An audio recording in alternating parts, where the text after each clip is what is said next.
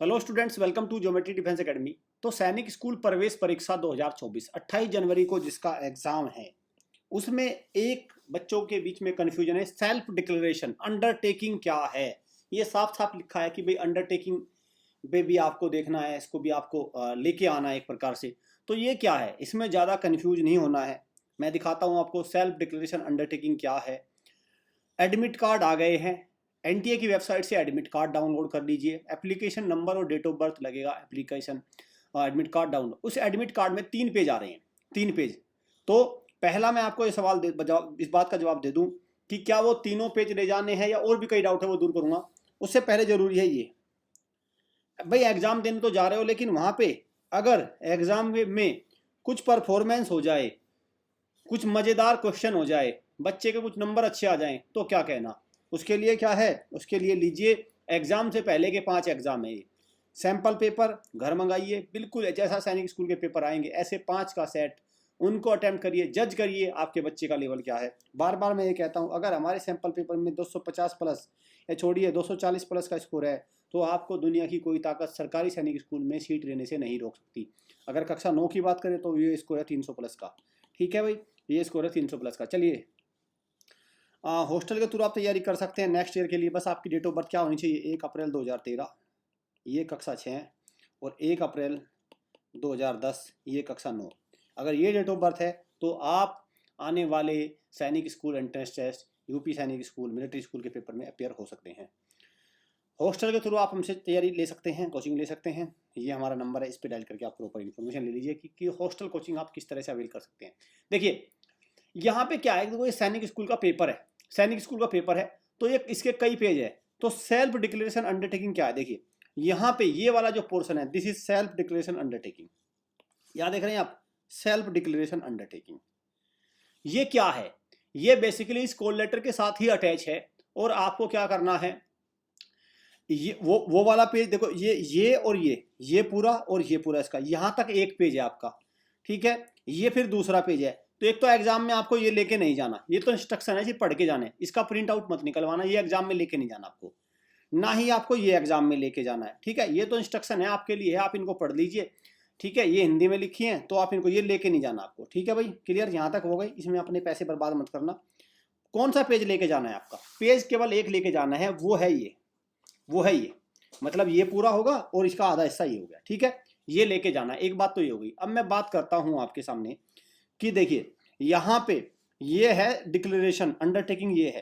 तो जब आप कॉल लेटर लेके जाएंगे तो आप एक तो यहाँ पे लिखेंगे, जैसे मान के चलो बच्चे का नाम दक्ष है, तो आई दक्ष, DAKSH। अब बच्चों का डाउट है कि सर इसको कैपिटल में लिखे या स्मॉल में, जैसी आपकी मर्जी ऐसे लिख लो। कैपिटल में लिखोगे तो और अच्छे से समझ में आ जाएगा।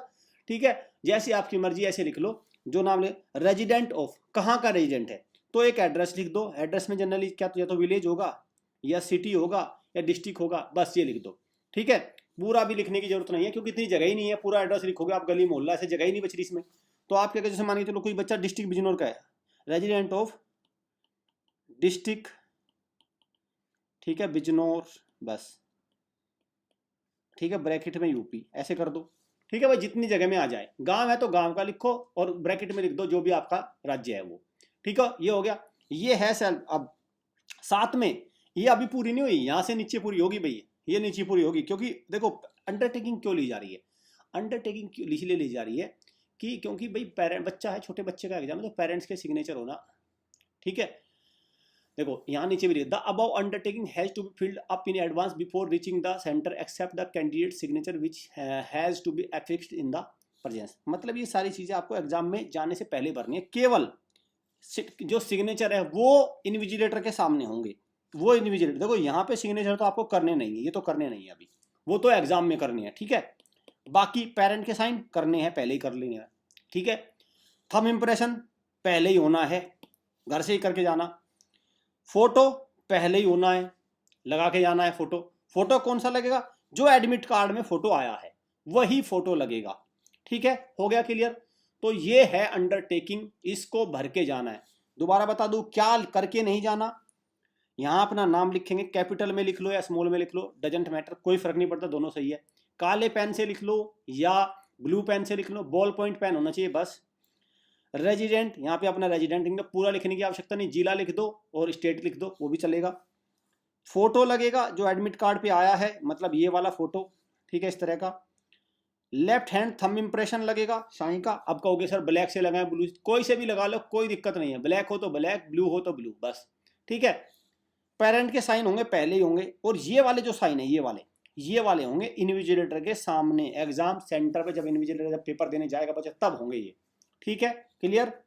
बाकी सारी ये इंस्ट्रक्शन लिखी हुई है, इंस्ट्रक्शन सारी आपने पढ़ी ली होगी, पढ़ लेना, कोई दिक्कत नहीं है, ठीक है। 2.5 घंटे का पेपर है। यहाँ पे भी देखो ये लिखा हुआ भाई, अंडरटेकिंग, केंद्र पर पहुंचने से पहले अंडरटेकिंग का विवरण दर्ज करना होगा, चिपकाना होगा, बाएं हाथ के अंगूठे का निशान लगाना होगा, ठीक है। माता पिता के हस्ताक्षर होंगे, माता या पिता जब कहते हैं तो पेरेंट के किसी एक के साइन होंगे, अभी दोनों के साइन नहीं होने, ठीक है। बाएं हाथ के अंगूठे का निशान स्पष्ट हो, धुंधला नहीं होना चाहिए। उम्मीदवार को परीक्षा के दिन परीक्षा हॉल में पर्यवेक्षक की उस प्रश्न पत्र पर हस्ताक्षर वहीं पे होंगे सामने, ठीक है भाई, क्लियर हो गया ये बात।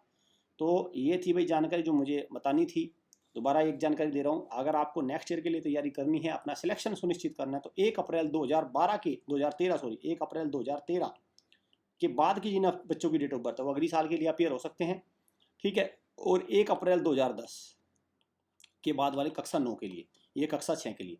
अब एक सवाल ये भी आता है, सर मैंने एक बार दिले कि मैं दोबारा हो सकता हूँ। अगर आपकी डेट ऑफ बर्थ है तो आप दे सकते हैं दोबारा भी, कोई इशू नहीं है, क्लियर। और आप हमसे लाइव कोचिंग ले सकते हैं, लाइव फैसिलिटी आप हमसे अवेल कर सकते हैं।